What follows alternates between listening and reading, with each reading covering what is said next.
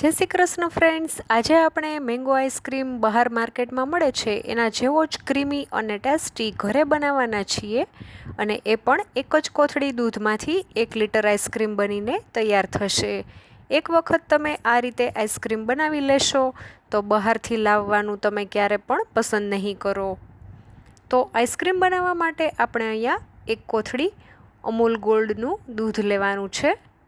તમે બીજું કોઈ પણ દૂધ લઈ શકો છો, પણ જે પણ દૂધ લો એ ફૂલ ફેટ દૂધ હોવું જરૂરી છે। તો હવે આપણે દૂધને એક તપેલીમાં લઈ લેશું। અહીંયા આપણે આઈસ્ક્રીમ બનાવવા માટે તમે કોઈ પણ ફૂલ ફેટ દૂધનો ઉપયોગ કરી શકો છો, પણ અહીંયા આપણે ગાયનું દૂધ લેવાનું નથી, કારણ કે ગાયના દૂધમાં પાતળું હોય છે અને ફેટ હોતા નથી। ત્યાર પછી આપણે અહીંયા કોર્નફ્લોર ઉમેરવાનો છે, જે 1 ટેબલ સ્પૂનનું માપ આવે છે એ ચમચીના માપથી જ 1.5 ચમચી આપણે કોર્નફ્લોર ઉમેરી દેશું। ત્યાર પછી આપણે GMS પાવડર ઉમેરવાનો છે, એ પણ આપણે 1.5 ચમચી ઉમેરી દેશું। અહીંયા હું તમને જે માપ જણાવું છું એ પરફેક્ટ લેશો તો તમારો આઈસ્ક્રીમ ચોક્કસથી સરસ ક્રીમી અને ટેસ્ટી બનશે। હવે આપણે એમાં CMC પાવડર ઉમેરી દઈશું, તો 1/2 ટીસ્પૂનનું જે માપ આવે છે એનાથી પણ 1/2 ચમચી આપણે ઉમેરવાની છે। હવે આપણે એમાં પાવડરના ગાંઠા ના રહે એટલા માટે આપણે બ્લેન્ડર ફેરવી દેવાનું છે। ત્યાર પછી આપણે હવે તપેલીને ગેસ ઉપર મૂકી દઈશું અને ગેસની ફ્લેમ આપણે ફૂલ જ રાખવાની છે।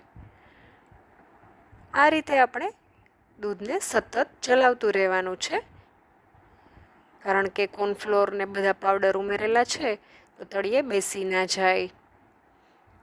જો તમને ફ્રેન્ડ્સ મારો વિડીયો ગમ્યો હોય તો પ્લીઝ ફ્રેન્ડ્સ સાથે વધુમાં વધુ શેર કરજો, લાઈક કરજો। હવે આપણે એમાં 4 ટેબલ સ્પૂન ખાંડ ઉમેરી દઈશું અને સારી રીતે મિક્સ કરી લઈએ। તમને વિડીયો કેવો લાગ્યો છે એ પણ કમેન્ટ કરવાનું ના ભૂલતા। તો હવે આપણે દૂધમાં એક ઉભરો આવે ત્યાં સુધી આ રીતના સતત ચલાવતું રહેવાનું છે। તમે જોઈ શકો છો દૂધમાં ઉભરો આવી ગયો છે। હવે આપણે ગેસને ધીમો કરી દઈએ અને 1 મિનિટ માટે હજી ઉકાળી લેવાનું છે। અહીંયા આપણે દૂધમાં પાણીનો જરા પણ ભાગ ના રહે એ રીતના ઉકાળી લેશું। હવે ગેસ પરથી નીચે ઉતારી અને રૂમ ટેમ્પરેચર પર ઠંડુ થવા દેશું। તમે જોઈ શકો છો મિશ્રણ ઘટ થઈ ગયું છે અને ઠરી પણ ગયું છે। તો હવે આપણે ડબ્બામાં મિશ્રણને લઈ લઈએ। મેં અહીંયા પ્લાસ્ટિકનો ડબ્બો લીધો છે, તમે સીધું તપેલીમાં પણ અત્યારે જમાવા માટે મૂકી શકો છો। હવે આપણે ઢાંકણ બંધ કરી 5 થી 6 કલાક માટે ફ્રીઝરમાં સેટ થવા માટે મૂકી દેવાનું છે।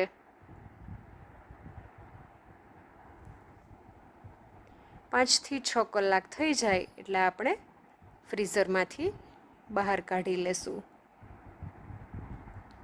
તો તમે જોઈ શકો છો જામી ગયું છે સરસ મિશ્રણ।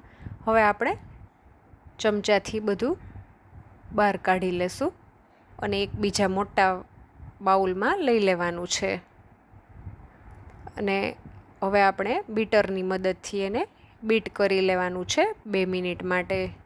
જો તમારી પાસે બીટર ના હોય તો તમે મિક્સર જારમાં પણ આ પ્રોસેસ કરી શકો છો, એટલે ટેન્શન લેવાની જરૂર નથી। આ આઈસ્ક્રીમ એટલો સરસ ક્રીમી અને ટેસ્ટી બને છે કે તમે એક વખત બનાવશો તો બધા તમારા વખાણ કરશે અને તમને વારંવાર બનાવવાની ડિમાન્ડ કરશે। હવે આપણે એમાં દૂધ ઉપર જે મલાઈ જામે છે એ જ ઘરની તાજી મલાઈ લેવાની છે, એ હું 4 ચમચી ઉમેરી રહી છું। ત્યાર પછી આપણે એમાં મેંગોની પ્યુરી ઉમેરી દઈશું, 1 નાની વાટકી। મેં અહીંયા કેસર કેરી લીધી છે। હવે આપણે ફરીથી 1 મિનિટ માટે બીટ કરી લેશું। જો તમને કેસર કેરી મળે તો કેસર કેરી જ લેવાની છે। કેસર કેરીનો ટેસ્ટ આઈસ્ક્રીમમાં ખૂબ જ સરસ લાગે છે। 1 મિનિટ થઈ જાય એટલે આપણે મિશ્રણ હવે રેડી છે અને આપણે ડબ્બામાં ટ્રાન્સફર કરી લેશું.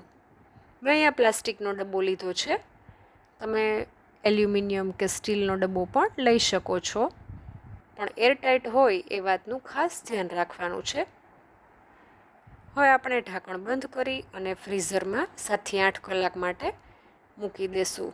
7 થી 8 કલાક થઈ જાય એટલે આપણે આઈસ્ક્રીમ જામી ગયો હોય છે તો જોઈ લેશું. આઈસ્ક્રીમ સરસ આપણો સેટ થઈ ગયો છે.